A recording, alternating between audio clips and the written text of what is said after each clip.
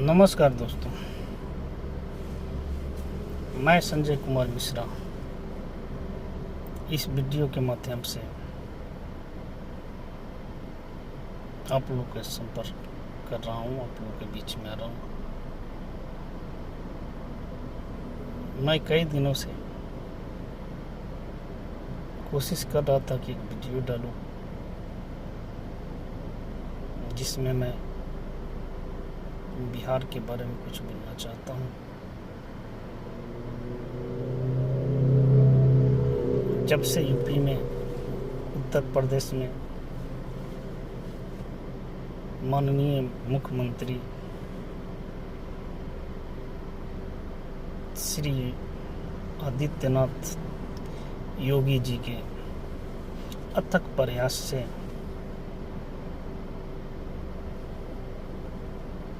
वहाँ पे अनेक सारे सरकारी कार्य होता जा रहा है। उनकी अथाह कोशिश, लगन, जोश के चलते हमारे माननीय यशस्वी प्रधानमंत्री श्री मोदी जी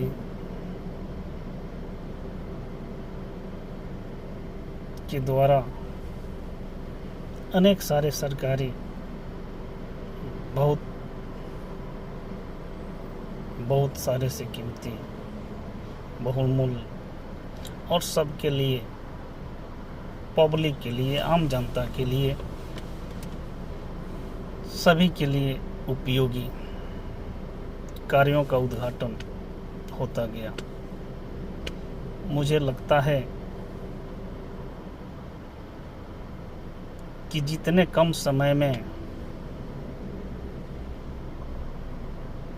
यूपी के मुख्यमंत्री माननीय, आदरणीय, पूजनीय आदित्यनाथ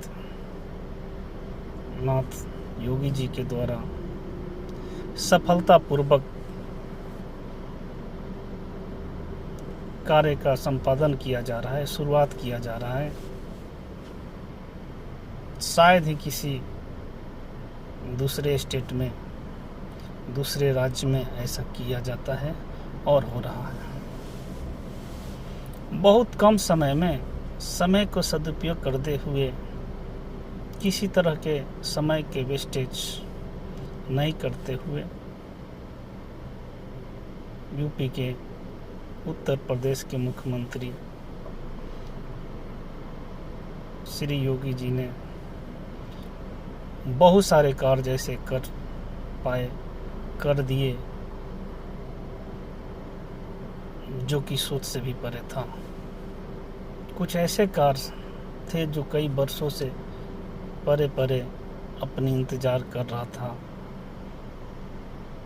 लेकिन कभी शुरुआत नहीं हुआ, पेपर तक नाम रह गया था। लेकिन उनका अथक प्रयास, कोशिश से हमारे प्रधानमंत्री जी तक उनकी प्रेरणा पहुंची और प्रधानमंत्री जी के सहयोग से उस चीज़ का शुरुआत किया गया। शुरुआत भी ऐसा किया गया कि कहने के लिए नहीं, करने के लिए और उसको समाप्त करने के लिए। यही चीज़ देखते हुए मैं संजय कुमार मिश्रा, बिहार के मुख्यमंत्री, हमारे मुख्यमंत्री माननीय श्री नीतीश जी से आग्रह करूंगा, कुछ सलाह भी करूंगा कि हमारे बिहार भी एक राज्य है और आप लोग के अथक प्रयास से इसमें भी बहुत कुछ हो सकता था, होने की अधिकांशतः संभावना भी है। लेकिन कब, जब आपकी प्रयास सुपथ हो, निश्चित हो, उस पे कर्म किया जाए तो बिहार में हम लोग के समय में, हम लोग के जब होश संवारे हैं, जब कुछ समझ में आया तो देखते आए कि हमारे बिहार का पूर्व मुख्यमंत्री माननीय लालू प्रसाद जी, उन्होंने भी तकरीबन लगभग 15 साल तक बिहार प्रशासन किया, बिहार पे राज किया। उसके बाद उनकी ही धर्मपत्नी श्रीमती राबड़ी देवी जी भी कुछ दिन तक शासन की, राज की। और आज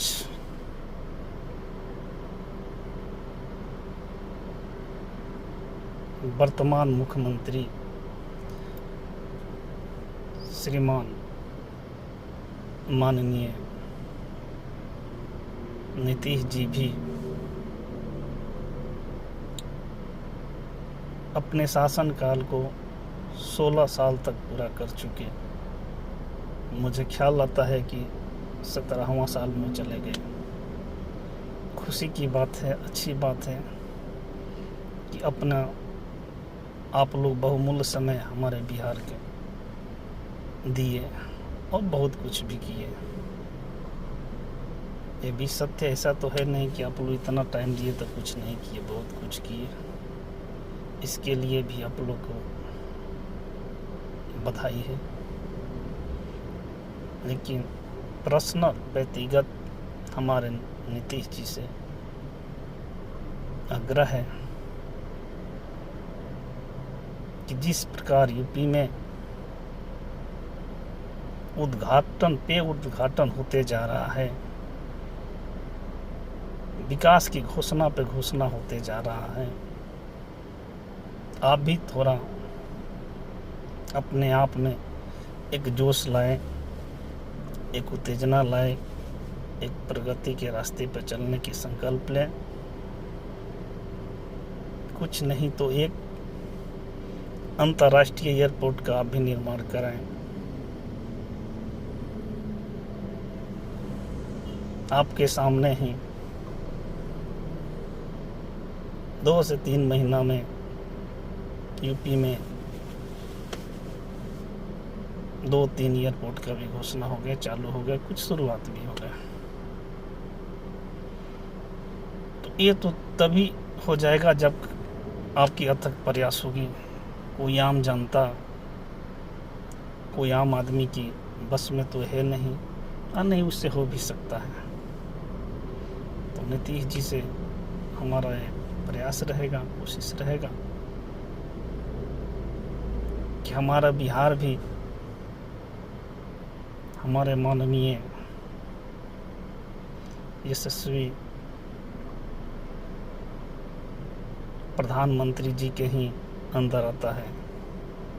वो भी हमारे बिहार का भी प्रधानमंत्री है, कोई एक यूपी का ही तो नहीं है।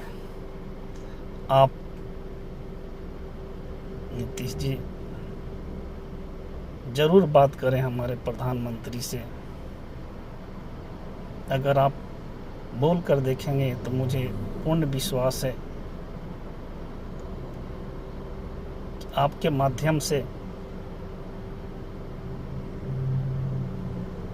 इन लाखों बिहारियों का वचन जरूर उनके पास तक पहुंचेगा और वो इस चीज़ को जरूर स्वीकार करेंगे। बहुत दुख होता है हमारे माननीय नीतीश जी कि जब हमारे बिहार वासी दूसरे देशों से आते हैं तो उनके आने के लिए बहुत सारे समस्याएं की सामना करना पड़ता है। कभी कभी तो ऐसा होती है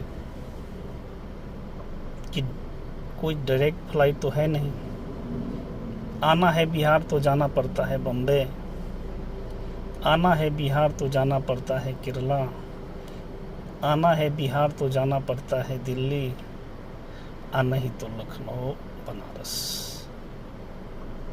इसमें भी गजब की एक विडंबनाएं हैं। आने के बाद 10 घंटा, 8 घंटा, 15 घंटा एयरपोर्ट पे वेटिंग होता है डोमेस्टिक फ्लाइट के लिए। कभी कभी तो ऐसे समस्याएं से भी गुजरना पड़ता है बहुत सारे यात्रियों को कि उन्होंने तो अपना टिकट करा चुका होता है पटना तक। मानिए कि दुबई से बम्बे, बम्बे से पटना कर दिया, या दुबई से दिल्ली, दिल्ली से पटना, लेकिन कुछ कारण बस बैगेज लगेज लेने में ही लेट हो जाता है, जो कि इंटरनेशनल से डोमेस्टिक में, अंतर्राष्ट्रीय से घरेलू फ्लाइट पकड़ने में समय निकल जाता है। फ्लाइट उड़ जाती है और वो बंदे वहीं तक पड़ा रह जाता है। उसके बाद कोई पूछने वाला नहीं होता है। फिर अगले दिन के शायद फ्लाइट कोई देने के लिए राजी भी होएगा तो उसमें भी 5-10 हज़ार उसको देना है। और कुछ यात्रियों के पास में एक भी पैसा नहीं होता है। क्योंकि उसके पास कुछ पैसा है तो वो भेज चुका होता है, टिकट उसका पटना तक है ही, तो वो ये ढंग से सोच करके चलता है। आप तो एक चीज़ समझते हैं। तो मैं आपसे रिक्वेस्ट करूंगा, आपसे विनती भी रहेगा कि आप भी अपने कोशिश से हमारे बिहार में, अपना बिहार में एक अंतर्राष्ट्रीय हवाई अड्डे का शुरुआत अपने शासनकाल में ही कराएं और इसके लिए थोड़ा अथक प्रयास करें। हमारे यशस्वी प्रधानमंत्री मोदी जी बहुत नेक दिल, सच्चे दिल के हैं। अगर आप एक बार भी बोल दिए तो वो ना नहीं बोलने वाले हैं। ये मुझे और हमारे पूरे बिहार वाले को संपूर्ण बिलीव है, विश्वास है। क्योंकि मोदी जी एक साधारण व्यक्ति हैं। साधारण इसलिए बता रहा हूँ, उनकी एक छवि प्रभु भोलेनाथ की जैसी है। जब मैं या हमारे भारतवासी भी जब उनके भाषण सुनते हैं, देखते हैं, तो इतना ज़रूर महसूस किया जाता है कि मोदी जी जब भाषण करते हैं तो लगता है कि माता सरस्वती अपना शब्दों की भंडार उनके लिए खोल चुकी है। धारा प्रवाह मोदी जी बोलते जाते हैं, कहीं रुकावट नहीं होती, कहीं किसी तरह की सोचने की बात नहीं होती, कहीं किसी तरह की पढ़ने की बात नहीं होती। धन्य हैं आप मोदी जी, आपको भी कोटि कोटि प्रणाम। ऐसे ऐसे महापुरुष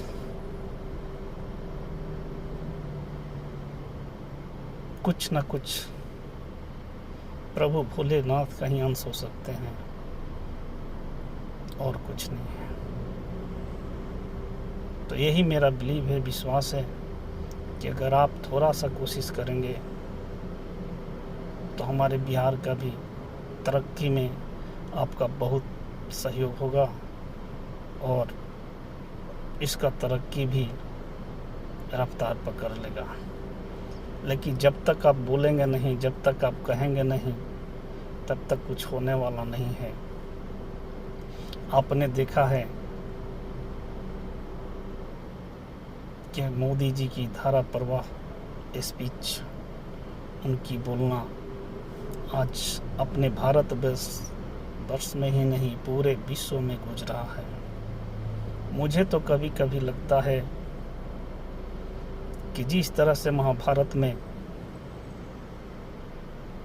द्रौपदी के चीरहरण ने प्रभु श्री कृष्ण ने सारी को बढ़ा दिया था,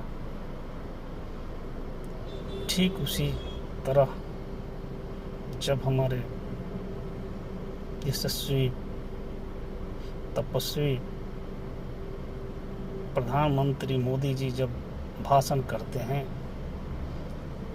तो वैसा ही स्रोत हमारी माता सरस्वती उनके लिए अपना शब्दों की भंडार खोल देती है। धन्य है आप मोदी जी, आपके जैसा इंसान इस धरती पे कभी कभी ही आता है, बार बार ऐसे इंसान नहीं आते। जब तक आप हैं, भारत की तरक्की को कोई रोक नहीं सकता। और आपसे भी विनती रहेगा कि बिहार पे भी कुछ अपना नज़रिया बनाएं, अपना आशीर्वाद करें। वो भी आपका ही क्षेत्र है, सभी लोग आपका ही हैं। ठीक है, इसी के साथ मैं अपनी शब्दों को रोकता हूँ। मैं आशा करता हूँ कि आप लोगों के पास हमारा शब्द ज़रूर पहुँचे और मेरे शब्दों से, मेरे वाणी से अगर किसी को किसी तरह की आहत पहुँचे, दुख पहुँचे, तो इसके लिए मैं क्षमा मांगता हूँ। ये मेरा शब्द, ये मेरा विचार किसी भी व्यक्ति को दुख पहुँचाने की या नीचे गिराने की, कम दिखाने की नहीं है। एक प्रगति की मार्ग, एक विकास के लिए और हमारे बिहार वासियों के अधिकांशतः जो लोग विदेश में रहते हैं, उनकी दुखों की, उनकी समस्या को देखते हुए मैं वीडियो YouTube के माध्यम से डाल रहा हूँ। आप सभी को पुनः नमस्कार करता हूँ। जय हिंद, जय भारत।